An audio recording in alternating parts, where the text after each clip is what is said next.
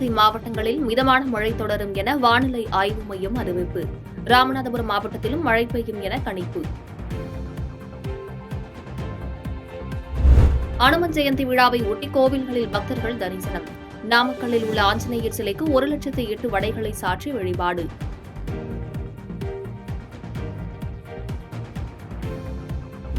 இன்று விண்ணில் ஏவப்படும் PSLV-C-60 rocket.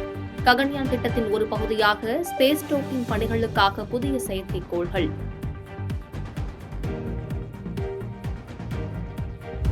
Tamil Nadu முழுவதும் 50க்கும் அதிகமான IPS அதிகாரிகள் பணியிட மாற்றம்.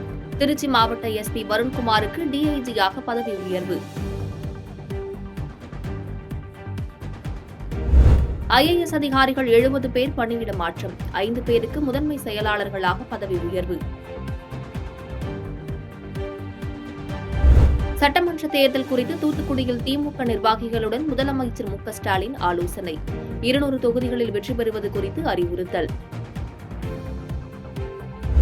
அண்ணா பல்கலைக்கழக மாணவி பாலியல் வன்கொடுமை விவகாரத்தில் யார் அந்த சார் என்ற பதாகைகளுடன் அதிமுக போராட்டம். சாமானியனை பாதிக்கும் பிரச்சினையில் அரசியல் ஒருபோதும் இருக்க முடியாது என அண்ணாமலை பாராட்டு.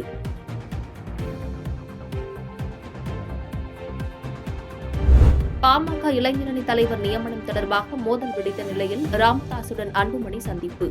முகுந்தன் தொடர்பான கேள்விக்கு உட்கட்சி பிரச்சனையை பேசி தீர்த்துக் கொள்வதாக பதில். இளைஞரணி தலைவராக அறிவிக்கப்பட்டவர் உங்களோட உறவினர், அதுக்கு நீங்க வெளிப்படையாக சொல்லியிருக்கீங்க. எங்கள் கட்சியினுடைய உட்கட்சி பிரச்சனையை பற்றி நீங்க பேசுறதுக்கு எதுவும் தேவையில்லை. அது எங்களுடைய உட்கட்சி பிரச்சனை, நாங்க பேசிப்போம். சென்னை புத்தக திருவிழாவில் அலைமோதும் வாசகர்கள் கூட்டம். விடுமுறை நாளான நேற்று 1,00,000க்கும் மேலானோர் வருகை.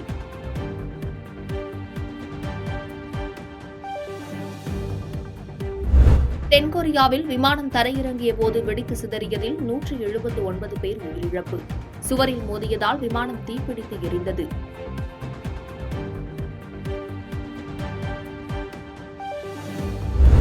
ஆஸ்திரேலியாவுக்கு எதிராக மெல்போர்னில் நடைபெறும் 4வது டெஸ்ட் கிரிக்கெட் போட்டி. 340 என்ற வெற்றி இலக்கை தடுமாற்றத்துடன் தொடங்கிய இந்திய அணி. பாகிஸ்தானை வீழ்த்தி உலக டெஸ்ட் கிரிக்கெட் சாம்பியன் இறுதிச் சுற்று போட்டிக்கு தகுதி பெற்றது தென்னாப்பிரிக்கா. ஆஸ்திரேலியாவை 2 போட்டிகளில் வீழ்த்தினால் மற்றொரு அணியாக இந்தியாவுக்கு வாய்ப்பு.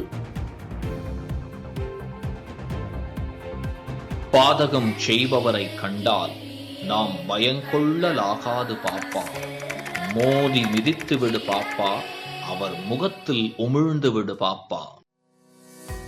அண்மை செய்திகளை உடனுக்குடன் தெரிந்து கொள்ள இணைந்திருங்கள் இயம்நாடு தொலைக்காட்சியுடன்.